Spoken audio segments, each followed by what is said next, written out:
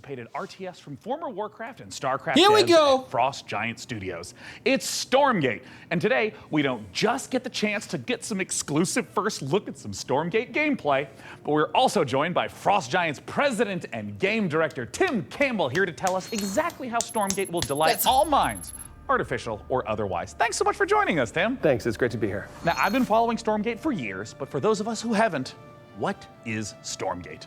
Stormgate is our modern take on the classic real-time strategy game formula. It's what we think of as a spiritual successor to franchises like Warcraft, StarCraft, Command & Conquer.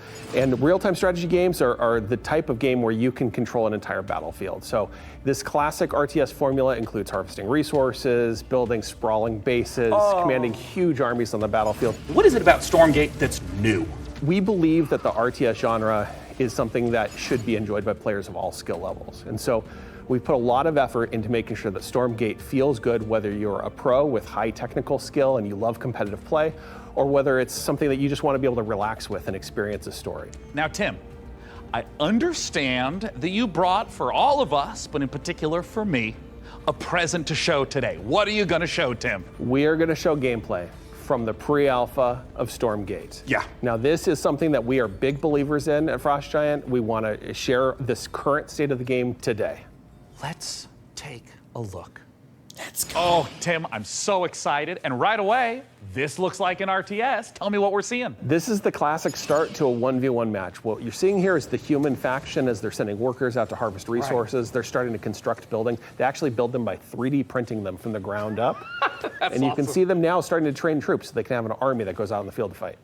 Yeah, and I mean, right here, we see in the corner coming up, this looks like a scout unit? Yeah, that is literally a cybernetic dog with laser eyes. It is called the Scout, okay? It's designed for early game. It's a unique unit to the human faction. Right. And you can see him now running through the base trying to see what information he can find out about his enemy. Yeah, I mean, scouting and information is such an important part of RTS games. It really is, and this is something that we've embraced early game. The Scout unit has been designed so it can actually sense units beyond its sight radius. So it's awesome. especially useful early on. So we're heading into what looks like the first engagement of this game. What are we seeing? Well, what we're seeing right here is the Red Scout getting surprised by a group of blue troops coming through the Light Force, which is the new train type and the twist on the tactical battlefield here. And how do these Light Forests work? The Light Force lets smaller units move through them. They have concealment. It's allowed Blue to raid Red's base, in which case Red is barely getting a turret built with their speed building from their workers, which is a human faction advantage. And they're about to pop out a couple extra defenders here from their mech base. So we got these huge mechs, and I mean, just visually, it looks like they are countering the heck out of these blue infantry, but can these red mechs fit through the forest? No, they're too big to go through. They're heavy units. They're designed to use their chain guns to go through groups of enemies, but they can't fit through the Light Force, which Blue knew and used to his advantage.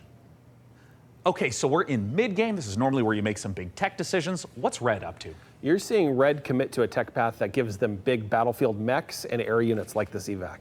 And it looks like they're just dropping right on top of Blue, who is killing a chicken? What's the chicken there, Tim? Yeah, that's a giant chicken with a Viking helmet on it. Use your imagination. Stormgate's in pre-alpha, and that's art that we haven't gotten to yet, but imagine it as a big Mad Max Raider. It's the most threatening placeholder art for now. And oh, I see Red diving onto Blue, and hey, picking back up into the air transport. That's some classic high-level micro. It is, and it's really important for Stormgate that we maintain a high skill ceiling so that players can express themselves on the battlefield by maneuvering and how they interact with the battlefield. And here we have the final fight of the game, and it looks like Blue is coming up against those mechs. Red is trapped on the other side of the trees. Oh, wait, they can blast through them now? And Blue's dodging these enormous shots, and we can also see Blue swarming in from both sides. This is not looking good for Red, Tim. No, it's pretty grim. Red is on the ropes right here, and they've been outmaneuvered. They're caught in the corner here between two different forces coming in with a mobile pincer. Man, and of course, there's the GGs. The most classic ending to an RTS game, GG.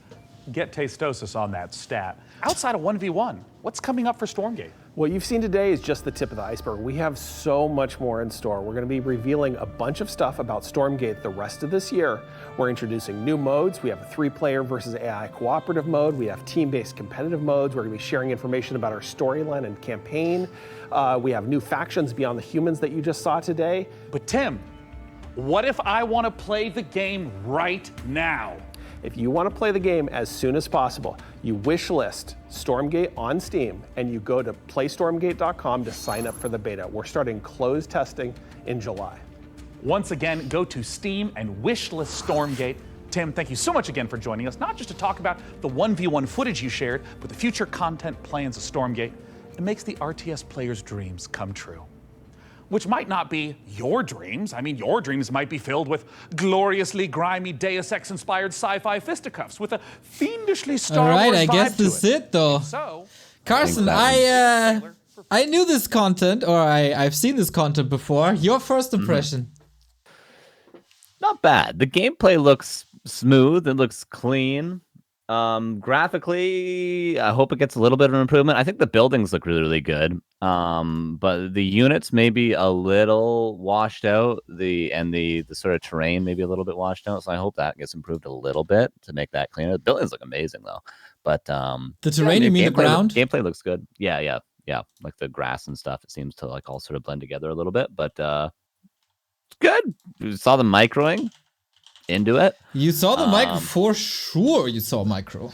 Yeah, which is nice. So this like proper gameplay. It's not just an A move, sort of 1A, 2A, 3A sort of game. We could see it was pretty decent. It was cool that they had Monk and TLO play. That's nice. I was like, when I saw that dropship micro, I was like, all right, this is some of the. I thought immediately like, okay, this is Monk playing versus someone, and it was. It doesn't look bad. Doesn't look bad. I will say it looks better than I thought it was going to. I didn't have high hopes just because going into these things, you should never have high hopes. And we've learned that from Reforged. But yeah, it looks pretty good. Gameplay looks good, looks clean. I'll have to wait till I play it because, it's hard to know until you play it. But yeah. Thanks to the amazing features of YouTube, we can just rewind. I'm gonna just drop it to you with Discord call so we can maybe go into a little bit of detail. So yeah, ground washed out. I see what you're talking about. Not too much detail on it. But buildings look really good. I think so too. Too. There's already a lot of detail to it. So there's scout units, as you can see. It's like the Age of Empires scout you get at the beginning, I guess. Mm-hmm. Yeah. How do we like the resources? I mean, this is probably a gold mine, eh? Yeah, it's pretty much just like a human or orc gold mine, right? I don't know how many workers they have on it. The other resource is like some metal thing, right? Is that what it is? I remember them saying what the two resources were. I don't know how do you harvest the other resource? Yeah, that's a good question. I don't know if did they talk about it? I'm not too sure what I can say and what I can't say. No, they didn't say it in this at all. But we will talk. We're gonna have a big part of the dev interview is about the second resource. So but this picture.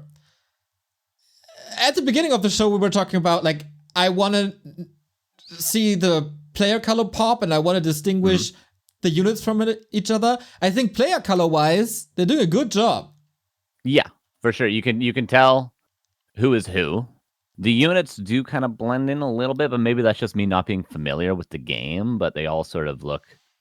like the body shapes of every unit I'm seeing kind of look the same, so things blend together a little bit. But, maybe it's just because I'm not familiar with the game currently.